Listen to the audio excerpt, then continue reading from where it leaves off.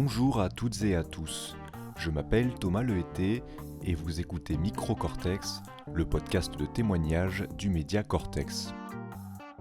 Aujourd'hui, lundi 17 mai, c'est la journée mondiale de lutte contre l'homophobie et la transphobie. Il y a quelques jours, le ministère de l'Intérieur indiquait qu'en 2020, les violences contre des personnes LGBT avaient reculé de 15%. Pourtant, il faut prendre ce chiffre avec des pincettes, étant donné le contexte très particulier lié à l'épidémie de Covid-19. Car lorsqu'on regarde le même chiffre sur les années précédentes, le nombre d'agressions ne fait qu'augmenter depuis 2016. À l'occasion de cette journée, chez Cortex, on a voulu donner un peu de visibilité aux personnes concernées en leur tendant notre micro. Dans cette nouvelle série, intitulée Genre et Identité, vous pourrez découvrir le parcours de personnes LGBT qui ont accepté de partager avec nous un bout de leur vécu. Pour ce premier épisode, nous avons discuté avec Olivier Chiappa, 42 ans. Il est artiste photographe et a entamé une transition hormonale il y a environ un an. Très suivi sur les réseaux sociaux, il documente cette transition sur la page Facebook à son nom. Sur Instagram, il a aussi créé un compte nommé Transmission d'amour, sur lequel il relaie des témoignages de personnes transgenres. Des témoignages qu'il qualifie lui-même de positifs, bienveillants et surprenants. Ceci étant dit, je vous souhaite à toutes et à tous une bonne écoute. Je pense que à l'âge de 3-4 ans, je me sentais absolument pas en rien du tout comme un petit garçon. Je me sentais comme une petite fille, c'est-à-dire tous mes goûts, tous mes centres d'intérêt étaient entièrement ceux qu'on prédestine dans le genre social qu'on veut donner à une petite fille. Et donc tout de suite, je pense que les enfants ne réalisent pas quand ils sont très jeunes surtout. Il y a des choses qu'il faut faire et pas faire. Et donc j'étais très fier et très content de me présenter à mes parents et à mon entourage exactement. Pour eux, je leur disais que j'étais une petite fille, en fait. Voilà. Eux, ils l'ont pris très, très mal. Au début, ils pensaient que c'était juste parce que j'étais tout petit. Et puis, je pense qu'à l'âge de entre 4 ans et 6 ans, ils ont compris que c'était pas une façade. Et là, ils m'ont en fait complètement renié. C'est-à-dire que je n'existais plus pour eux, j'étais plus leur enfant. Je pense que je m'en suis rendu compte dans mon inconscient. Et du coup, j'ai tout fait pour avoir en fait du coup leur approbation, leur validation, leur intérêt, leur amour. Et donc, du coup, j'ai fait tout l'opposé, c'est-à-dire j'ai fait tout ce qu'on attendait d'un garçon, j'étais viril, je faisais des sports de garçon, des machins, des choses comme ça, pour pouvoir récupérer l'attention de mes parents, mais aussi de la société. En fait, ça n'a jamais marché parce que mes parents m'ont jamais aimé, sont jamais revenus vers moi puisqu'ils m'avaient déjà renié. Donc pour eux, quelque part, ils s'en étaient pas rendus compte, mais c'était terminé. En fait, je pouvais faire n'importe quoi, ils s'en foutaient. J'avais pas envie de faire de coming out justement parce que ça m'angoissait quand je voyais des coming out. Même quand je voyais des coming out gays, j'ai toujours trouvé ça insupportable et même moi, j'en ai jamais fait à personne. Je n'ai jamais fait de coming out gay, déjà. Un coming out, en fait, pour moi, c'est l'échec de la société. C'est-à-dire qu'à partir du moment où on est obligé de faire un coming out, ça veut dire que la société ne sent pas l'homosexualité ou la bisexualité. Et je vais aller du coup encore plus loin la transidentité comme quelque chose de normal et de logique et de quelqu'un, par exemple, qui est diabétique, il va jamais faire de coming out, il va nous le dire, il va nous le confier, il va nous l'informer. Il n'y a pas un avant et un après, en fait. Ça va rentrer dans une conversation comme ça. Vous voyez ce que je veux dire? Quelqu'un qui est gaucher, c'est pareil, ça va rentrer dans une conversation. C'est en ça, pour moi, aussi insupportable. C'est-à-dire que c'est la preuve, en fait, de tout ce qu'il y a qui va pas derrière. Ça veut dire que c'est pas normal pour les gens et donc, du coup, on est obligé de passer par là. On est obligé de passer par un avant et un après, par un mensonge et par la vérité. Alors qu'il ne devrait même pas y avoir ça. Il devrait y avoir, il y a une information de moi que je ne t'avais pas donnée jusque-là. Puis tiens, en fait, là, maintenant, je te la donne. C'est une information supplémentaire pour moi. Quand j'avais 15 ans, donc là, je ne parle pas de transidentité, hein, mais je parle d'homosexualité. Si je ramenais une fille à la maison, j'allais dire devant mes parents et devant elle, j'allais dire, là, je suis avec une fille, mais c'est juste parce que je ne suis pas prêt. Dans quelques années, quand je serai prêt, j'irai avec des garçons. Et hop, on passe à autre chose. Et je parle d'autre chose, donc il n'y a même pas de coming out. Donc, je l'ai mis dans la conversation et je n'ai pas laissé le temps aux gens de réagir ou de me donner leur avis ou de me donner leur point de vue ou de m'invalider, puisque je vous ai juste donné une information et je ne vous laisse pas le temps de pouvoir la contredire ou me dire que vous êtes choqué ou quoi que ce soit. Alors que je viens d'une famille quand même très terre coinsos, mais voilà, le côté arménien, turc et tout, on se marie qu'entre arméniens, voilà. Je ne saurais jamais si ma grand-mère, ma mère, mon père auraient potentiellement mal pris ma sexualité, en fait, j'en sais rien, je leur ai pas donné l'occasion de pouvoir mal réagir, en fait, puisque je leur ai pas fait d'annonce. Donc à partir de là, peut-être qu'ils ont mal réagi, j'en sais rien, je veux pas le savoir. Pour revenir à la transidentité, moi, il y a des gens autour de moi à qui j'en ai parlé depuis 20 ans, mais ça n'a jamais été fait dans des coming out, en fait. Ça a été fait dans des conversations qu'on avait sur le genre, sur des questionnements par rapport à soi-même, au milieu d'une phrase, au milieu d'une conversation, dans un moment d'envie de partage et de dire plus de choses sur soi. Mais il n'y a jamais eu un tiens, j'ai quelque chose à te dire, assis-toi, il faut que je. Jamais, jamais, en fait. Il y avait énormément de gens qui étaient au courant depuis très longtemps, dans les gens qui étaient proches de moi, mais qui l'ont jamais appris de manière solennelle, en tout cas. Ça fait 1 an que j'ai commencé ma transition hormonale et pendant 1 an, je me suis vraiment demandé à me dire, est-ce que je dois faire un coming out public? C'est-à-dire, est-ce que je dois en parler publiquement? Quand on a une grosse communauté, quand on est suivi par beaucoup de personnes, il y a des gens qui vous aiment et il y a aussi des gens qui vous détestent. Donc, quand on est détesté par autant de gens, du coup, est-ce que c'est pas donner des clés pour pouvoir être rabaissé, ridiculisé, invalidé, en sachant que c'est très facile, il suffit qu'une transition, qu'elle soit ratée, que je ne sois pas une belle femme, là c'est la porte ouverte à toutes les moqueries possibles. Et du coup, est-ce que j'avais envie de ça ou est-ce que je ne vais pas carrément fermer tous mes réseaux sociaux et partir à l'étranger faire ma transition et puis j'emmerde tout le monde et je fais ma vie. Et je n'avais vraiment pas la réponse, jusqu'au bout, je n'avais pas la réponse. Et puis, petit à petit, récemment, j'ai eu besoin d'en parler à de plus en plus d'inconnus. Donc, ça a été d'abord sur des lieux privés, fermés, protégés, par exemple sur des applications, de l'écrire complètement dans ma biographie sur des applis comme Tinder ou Grindr, en disant que j'étais en transition, mais que ça ne se voyait pas encore. En ayant quand même des réponses assez bienveillantes et géniales, j'ai eu envie de le dire encore plus loin. Donc, je l'ai dit dans des groupes privés fermés de femmes trans sur Facebook. Je pouvais être moi-même.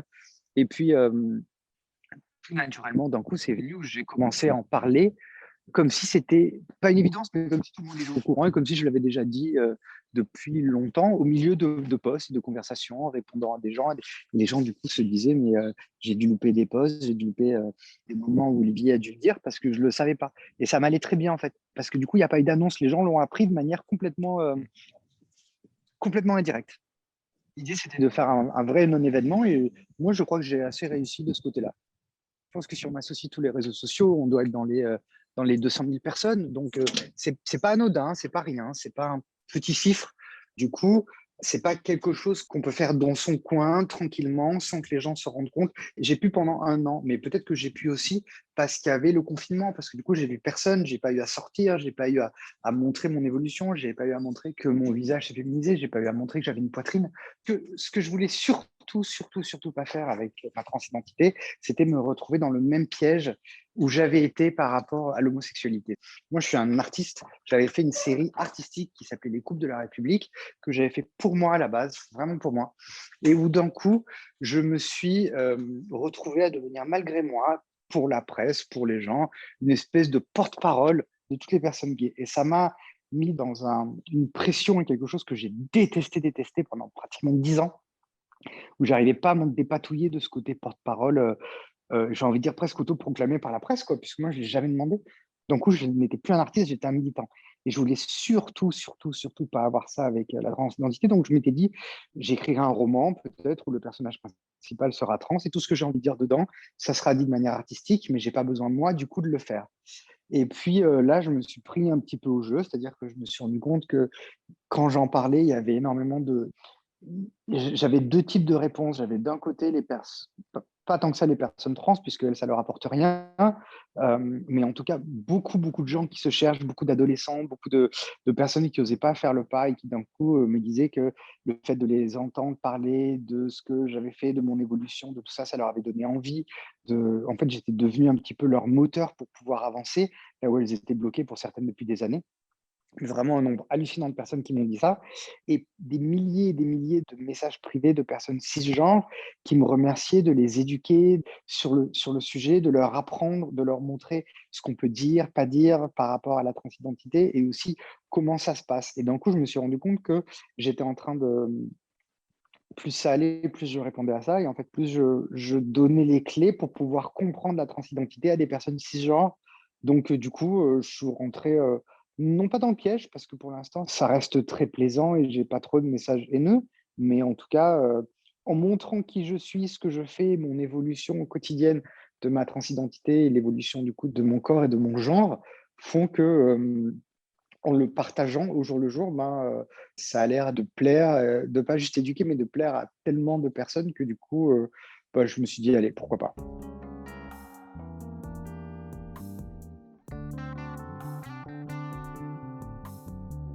Alors, le traitement hormonal, il y a plusieurs choses. Il y a déjà, il faut voir un psy pendant un certain nombre de temps qui va valider en fait et qui va faire une lettre pour que tu puisses voir un endocrinologue et que cet endocrinologue puisse te donner en fait des hormones.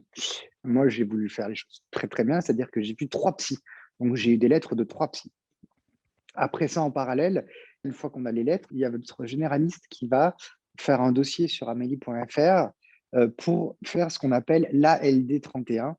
En fait, c'est le fait que la sécurité sociale rembourse et prend en charge tous vos médicaments et toutes les visites chez les praticiens et en même temps tout ce qui est épilation définitive du corps et du visage ou voir un orthophoniste ou faire une augmentation mammaire ou faire une vaginoplastie.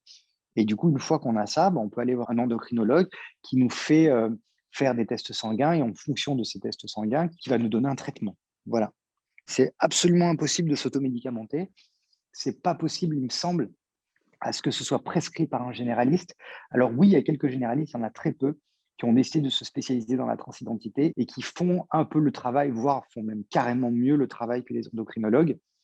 Et donc, eux, du coup, le prescrivent, mais ils se comptent sur les doigts de la main dans toute la France, quoi. Donc voilà. Mais en principe, c'est ça le chemin en tout cas à faire. Je prends 3 choses. Je prends des estrogènes, en fait, en gel.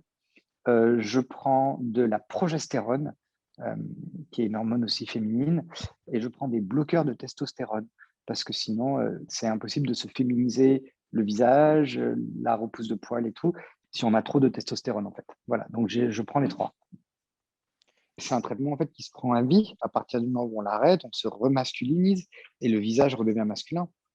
Il y a juste si une personne trans féminine décide de faire une vaginoplastie, c'est-à-dire de se faire retirer euh, son sexe pour avoir un vagin, dans ce cas-là, il n'y a plus besoin de prendre de bloqueur de testostérone parce que la testostérone est créée par les testicules.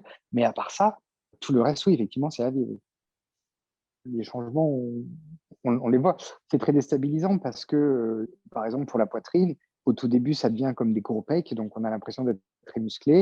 Et puis d'un coup, ça commence à prendre une forme un peu de poivre. D'un coup, c'est plus vraiment des pecs, c'est plus vraiment des seins. Donc on est une espèce d'entre-deux qui est effectivement assez déstabilisant. Donc heureusement que j'ai pas de testostérone et que du coup, indirectement, j'ai plus de libido.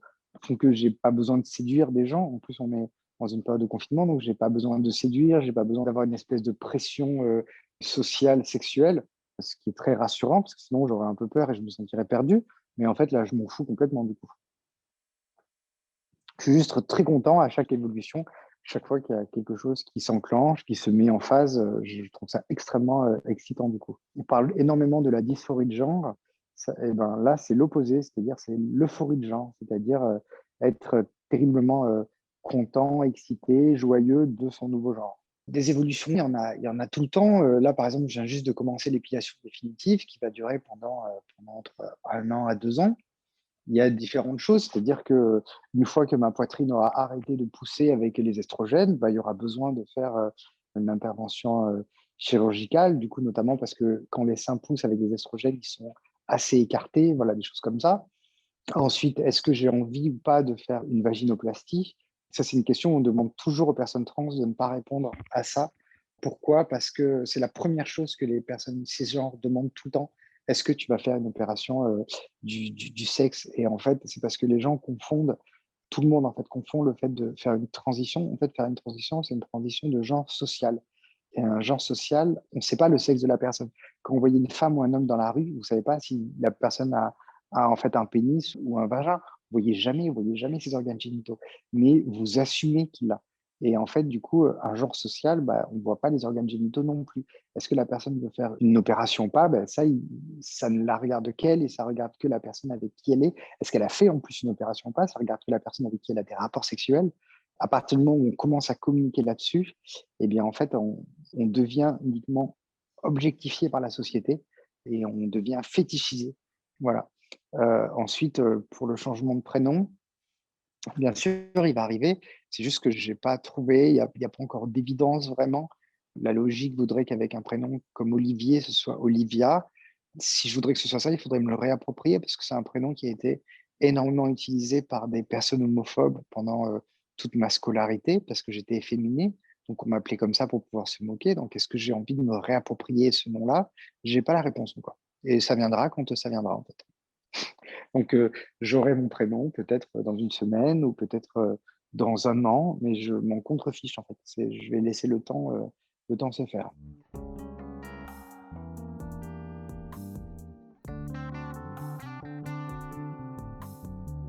Je suis en train de faire, quelque chose que j'ai toujours voulu voir moi jusqu'à présent. C'est-à-dire que tout ce que j'ai vu sur la transidentité, tout le temps, pendant plus de 20 ans, ça a toujours été des choses extrêmement négatives. Ça a toujours été les meurtres, les agressions, les suicides, les dépressions, c'est une réalité qui existe, elle est là, elle est présente. La prostitution, ce genre de choses-là, c'est des choses qui sont présentes. La précarité, c'est très présent, il faut surtout pas, l'invalider. Le problème, c'est qu'on voit que ça et c'est surtout la presse adore montrer ce genre d'image et donc depuis 20 ans, il y a une vision tellement, négative et anxiogène de la transidentité que j'ai voulu montrer autre chose.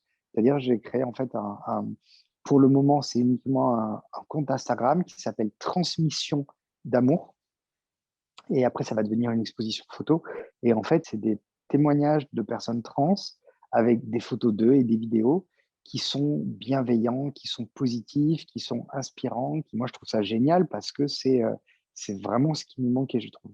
Moi, si j'avais eu, quelque chose, comme une transmission d'amour, il y a 20 ans, j'aurais peut-être fait ma transition il y a 20 ans, en fait.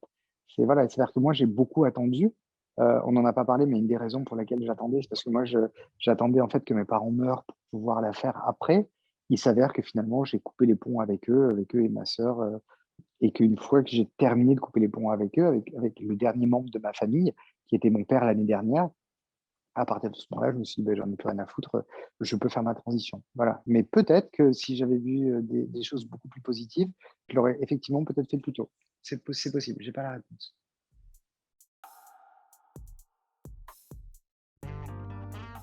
Vous venez d'écouter le témoignage d'Olivier Chiappa.